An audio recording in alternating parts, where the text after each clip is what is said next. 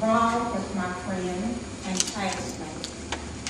We met September 1946 in our freshman year at Garnet High School. We were friends immediately. Later he told me it was because of my name, Beatrice, the same as his mother's. Over the years, we stayed in touch. His Christmas cards were very special. Rob was a man of God, a true Christian. His last card I received 1907.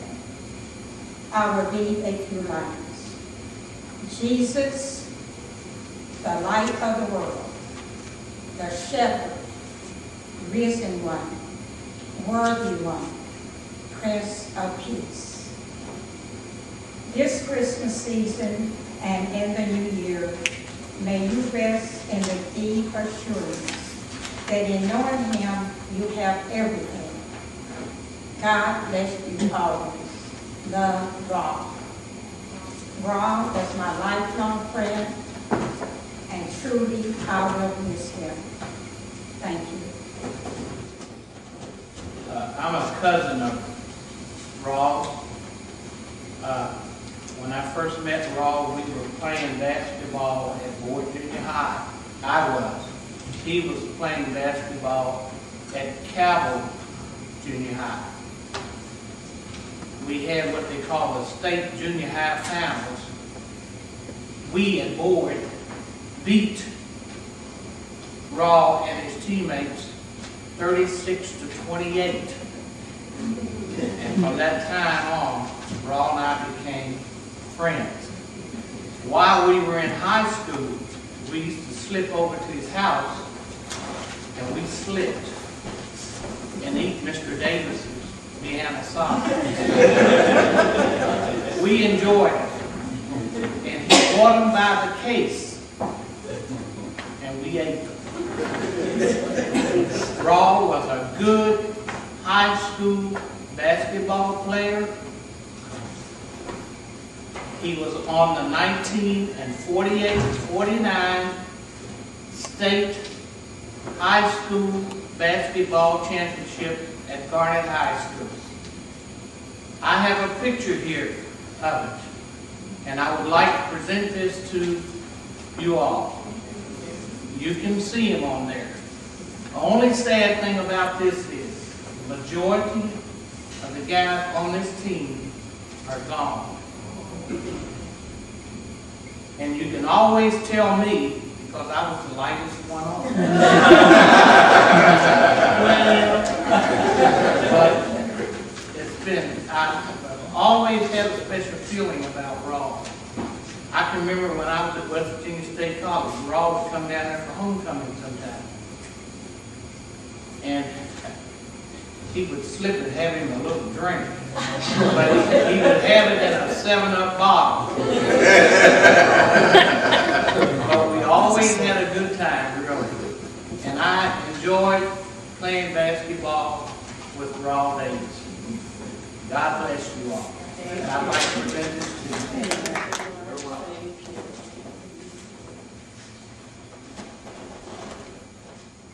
I would like to say to the family that Rob and I were in a lot of places together. His daddy taught me French. I had him for French, for Spanish, and I didn't learn very much. We had a good time. And his daddy used to call me Little Borchino, which in Spanish means little butterfly. But Rob was a very good friend. We heard from one another quite often. To the family, the 1949 class of Garnet High School would like for the family to know that in lieu of flowers, we have elected to place Rob's name in the Garnet Foundation's memorial plaque in the foundation building, which is located on Shrewsbury Street in Charleston.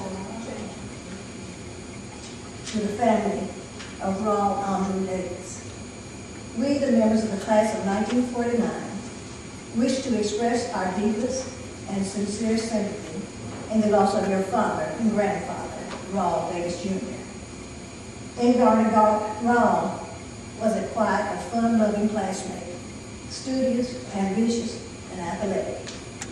We really enjoyed seeing him when he come home and listening to him tell us of his jobs and the children that he counseled and helped. Some of us even had phone calls and little notes and cards we shared with him over the years. We will truly miss him at our annual class Christmas party and picnics. To you, the family, just remember, God makes no mistakes. We may not understand how these things happen, but we can believe his word is true and look forward to the day we shall all be together again. Look to our Savior, for he alone can comfort your broken hearts and brighten each of your days. There is a place our God creates, a wondrous garden of prayer, and there we wait beside the gate for those who will meet there. Kindly submitted by the class in 1949. Elaine Jones Ricks, President, Mary Booker, Secretary. I'm Mary Beth Sullivan, and I knew Mr. Davis from Albany, and for most of my life I thought he was Mr. Davis. He became a friend and a mentor through my friendship with Brianna, and I met Tierney, and I met JR through the openness of Mr. Davis's home. And over the years, he taught me a great deal about giving to others and believing the best in people, even when things don't look like they're going my way.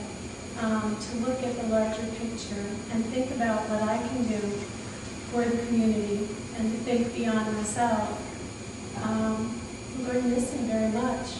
I miss asking him for advice.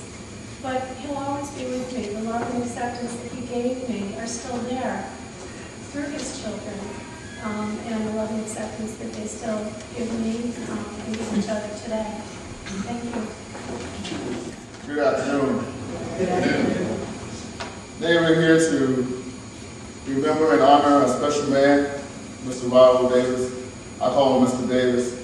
And I have something I had written out that I wanted to say about him, but you know, Mr. Davis was one for telling stories all the time, and he never had to have anything written out to tell me those stories, so I'm going to try to do like he did today, because I'm inspired by him. I met Mr. Davis about 11 years ago when I met Raul, and Raul and I became friends.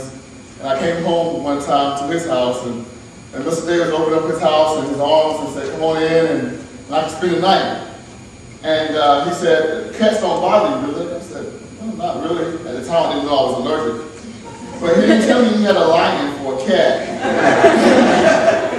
The cat comes out, and he weighs about 300 pounds. I said, "What do you feed this cat?" He says, "Miracle Grow." And that was the start of the many stories that I started to hear from Mr. Davis, and that's how our relationship went. To give you a little insight on how Mr. Davis was, it was after maybe about 2 years I started to really put together how he was mentoring me and how he was inspiring many people. Mr. Davis was one to always leave me smiling before the end of the conversation. But oftentimes he told a great story. And he gave accounts that happened in his life, and he did so in order to share experiences with you and with us to help mentor and guide our path in the future. And that I'm truly appreciative of. Whenever I think of Mr. Davis, a smile instantaneously comes to my mind. Mainly because there was never a time when I saw him that he was down and out. Even in some of the bad situations that I would have thought was a sad situation, he would be looking down and then he'll say something that just had everybody in the room laughing big. And that really was what I consider to be an inspiration and inspiring.